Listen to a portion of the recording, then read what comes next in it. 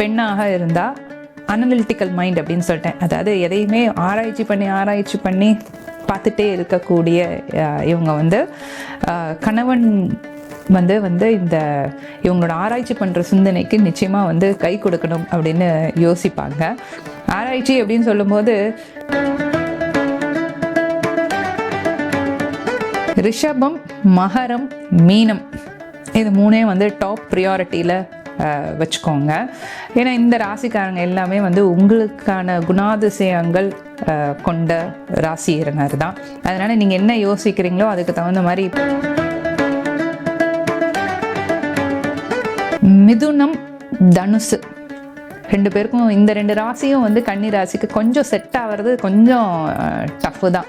ஏன்னா இந்த ரெண்டு ராசியும் பார்த்தீங்க அப்படின்னா தொண ஏதாவது போட்டு அவங்கக்கிட்ட கேள்வி கேட்குறதோ இல்லை வந்துட்டு இது இப்படி தான் செய்யணும் அது அப்படி தான் செய்யணும் அப்படின்லாம் வந்து சொன்னீங்க அப்படின்னா அவங்களுக்கு வந்து இது நம்மளுக்கு செட் ஆகாதுப்பா அப்படின்னு. கிறிஸ்டல் வந்து அமோசனைட் அப்படின்னு சொல்லுவாங்க. கொஞ்சம் உங்களுக்கு புரிஞ்சுக்கிறதுக்கு கஷ்டமாக இருந்தது அப்படின்னா அமேசான் அப்படின்னு சொல்லுவோம் இல்லையா, அமேசானைட்னு நீங்கள் டைப் பண்ணி பாருங்கள், நிறைய கிடைக்கும் உங்களுக்கு இந்த ஸ்டோன்ஸு. இதை வந்து நீங்கள் எப்படி பயன்படுத்தணும், கன்னி ராசி நேயர்களை எப்படி பயன்படுத்தணும்னா, தூங்கும்போது வைரம் போடவே கூடாது, நீ உன் ராசிக்கு நீ வந்து வைரமே போடக்கூடாது அப்படின்னு சொல்லுவாங்க. பவழம் போட்டால் ரொம்ப நல்லது அப்படின்னு சொல்லுவாங்க இல்லையா. அது மாதிரி ஒரு ஸ்டோனுக்குமே அதோட எனர்ஜி உண்டு. ஒன்று இப்போ ராசிக்கு இப்போ நம்ம அதுதான் பார்க்குறோம்.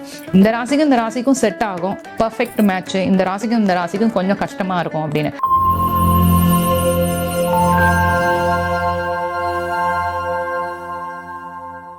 காஸ்மோ வியூ நேயர்கள் அனைவருக்கும் வணக்கம். இன்றைய நிகழ்ச்சியில tarot card reader healer Rekha Thiyagarajan நம்ம கூட இணைந்திருக்காங்க.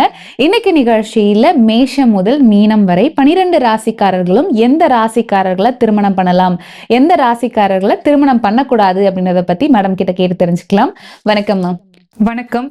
நற்பவி யோகிராம் சுரத்குமார். மேம், இன்னைக்கு நிகழ்ச்சியில கன்னி ராசியில பிறந்தவங்களுக்கு எந்த ராசிக்காரர்கள் பெர்ஃபெக்ட் மேட்சா இருப்பாங்க, எந்த ராசிக்காரர்களை அவங்க தவிர்க்கணும் அப்படின்றத பத்தி பார்க்கலாம். அதுக்கு முன்னாடி பொதுவா கன்னி ராசிக்காரர்கள் அவங்களுடைய திருமண வாழ்க்கை எப்படி இருக்கும், குறிப்பா ஆண்களுக்கு என்ன மாதிரி இருக்கும், பெண்களுக்கு என்ன மாதிரி இருக்கும், ஸோ பேசிக்கா எப்படி இருக்கும்ன்றத பத்தி சொல்லுங்க மேம்.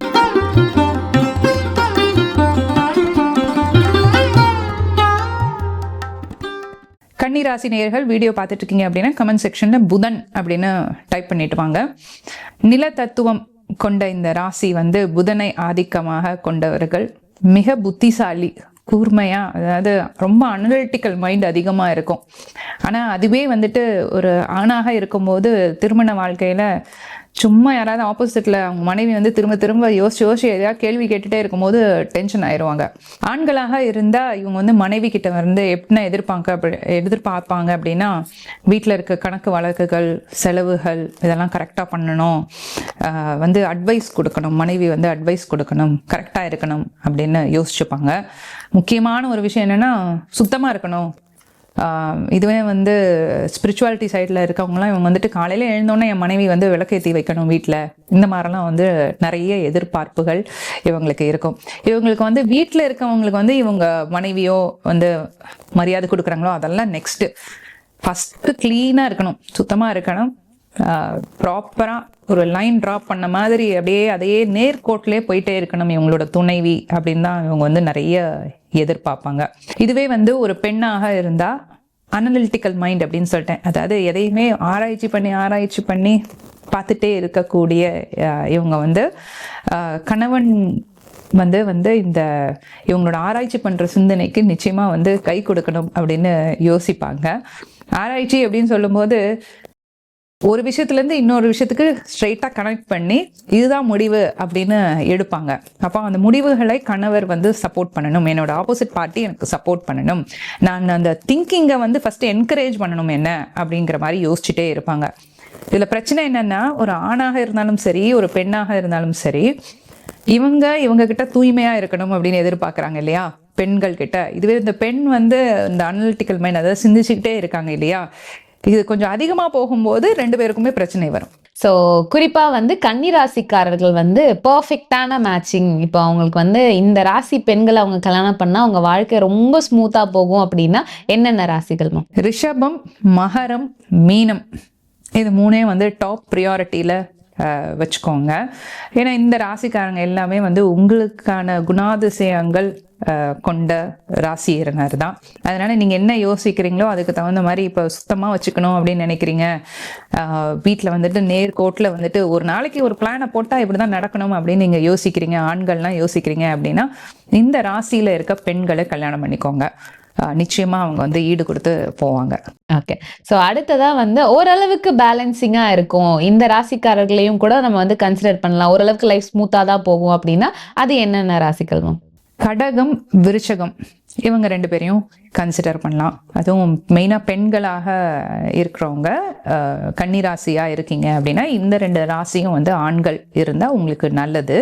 ஏன்னா நீங்கள் நிறைய கேள்விகள் கேட்பீங்க இல்லையா, அதை வந்து கொஞ்சம் இந்த 2 ராசியும் வந்துட்டு ஓகே சமாளிச்சுக்கலாம், லைஃப் ஸ்மூத்தாக போகட்டும் அப்படின்னு கொஞ்சம் சமாளித்து போயிடுவாங்க. ஸோ ப்ரியாரிட்டி 2ல இதை நீங்கள் யோசிக்கிறது நல்லது. ஓகே, ஸோ அடுத்ததான் வந்து இந்த ராசிகளை வந்து தவிர்த்துக்கிறது நல்லது, அந்த அளவுக்கு ஸ்மூத்தா வந்து திருமண வாழ்க்கை இவங்க 2 பேருக்கும் இருக்காது, இந்த ராசியில பொருத்தம் இருக்காது அப்படின்னா அது என்ன ராசிகள்? மிதுனம், தனுசு, 2 பேருக்கும் இந்த 2 ராசியும் வந்து கன்னி ராசிக்கு கொஞ்சம் செட் ஆகிறது கொஞ்சம் டஃப்பு தான். ஏன்னா இந்த 2 ராசியும் பார்த்தீங்க அப்படின்னா தொண ஏதாவது போட்டு அவங்க கிட்ட கேள்வி கேட்குறதோ இல்லை வந்துட்டு இது இப்படி தான் செய்யணும் அது அப்படி தான் செய்யணும் அப்படின்லாம் வந்து சொன்னீங்க அப்படின்னா அவங்களுக்கு வந்து இது நம்மளுக்கு செட் ஆகாதுப்பா அப்படின்னு யோசிக்க ஆரம்பிச்சிருவாங்க. ஸோ கன்னி ராசி நேயர்களே கவனமாக இருங்க. இப்போ ஏற்கனவே இவங்களுக்கு இப்படி இருக்குது அப்படின்னா அதை கமெண்ட் செக்ஷனில் சொல்லுங்கள். கணவனாக இருந்தாலும் சரி, மனைவியாக இருந்தாலும் சரி, அல்லது ஃப்ரெண்ட்ஷிப்பில் யாருக்காவது இந்த ராசியினர் எனக்கு செட் ஆகலை கரெக்டு தான் அப்படின்னா சொல்லுங்கள் கமெண்ட் செக்ஷனில். நிச்சயமாக கரெக்டாக தான் இருக்கும். ஸோ வேறு ஏதாவது ராசி செட் ஆகலை அப்படின்னாலும் அதுவும் கமெண்ட் செக்ஷனில் சொல்லுங்கள், நாங்கள் பார்த்து தெரிஞ்சுக்கிறோம்.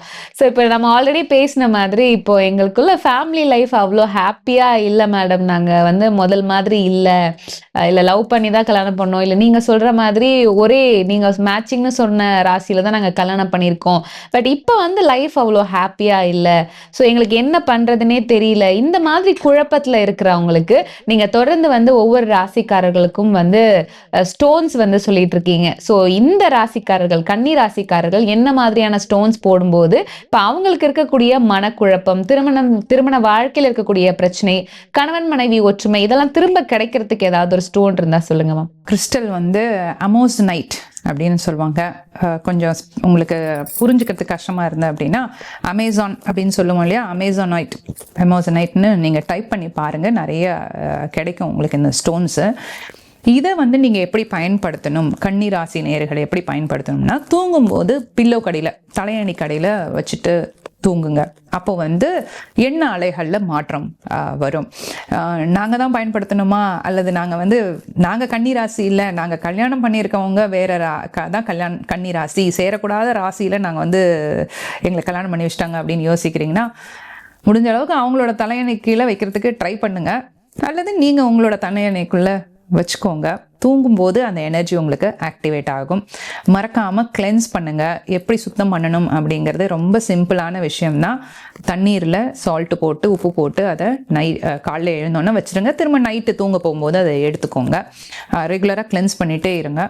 வேறு டைம்லலாம் நாங்கள் யூஸ் பண்ணலாமா, இல்லை தலையில் தான் வைக்கணுமா, கூட போகும்போது எடுத்துகிட்டு போகலாமா, நாங்கள் ஆஃபீஸில் இருக்கவங்க கூட எங்களுக்கு கொஞ்சம் பிரச்சனையாக இருக்குது இந்த ராசிக்காரங்க கூட, அதனால தான் எங்களுக்கு இப்படி இருக்குது அப்படின்னா தாராளமாக நீங்கள் உங்களோட ஹேண்ட்பேக்கில் வச்சுக்கலாம், வேலெட்டில் வச்சுக்கலாம், எப்படினாலும் யூஸ் பண்ணலாம்.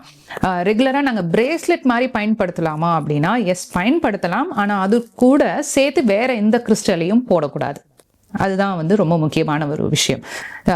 நீங்கள் இன்னும் வந்து சரி வேறு இன்னும் கொஞ்சம் கிறிஸ்டல்ஸ் நான் சேர்த்து போடணும், இது கூட நான் போட்டால் செட் ஆகுமா அப்படின்னா அதை வந்து நீங்கள் கரெக்டாக பார்த்து போடுங்க.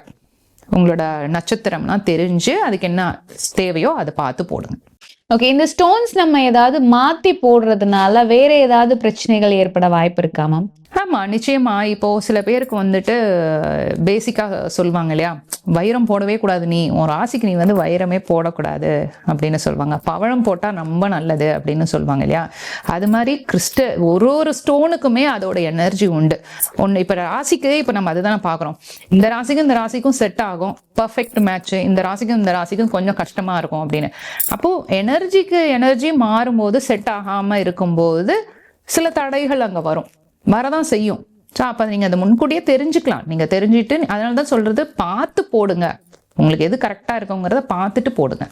இன்னைக்கு நிகழ்ச்சியில கன்னி ராசியில பிறந்தவங்க எந்த ராசிக்காரர்களை திருமணம் பண்ணலாம், எந்த ராசிக்காரர்களை திருமணம் பண்ணக்கூடாது, அண்ட் குறிப்பா வந்து அவங்க திருமண வாழ்க்கை சிறப்பா இருக்கணும், இப்போ ஆல்ரெடி நாங்க வந்து திருமணம் பண்ணிட்டோம், எங்க திருமண வாழ்க்கை சந்தோஷமா இல்லை அப்படின்றவங்க என்ன மாதிரியான ஸ்டோன்ஸ் யூஸ் பண்ணும்போது அவங்க வாழ்க்கை பழைய மாதிரி சந்தோஷமா திரும்ப அவங்களுக்கு கிடைக்கும் அப்படிங்கறத பத்தி எங்களுக்காக இன்ட்ரெஸ்டிங்கா நிறைய விஷயங்கள் சொன்னீங்க. ரொம்ப நன்றி மேம். மிக்க மகிழ்ச்சி. நான் உங்கள் ரேகா, த டாரட் குயின்.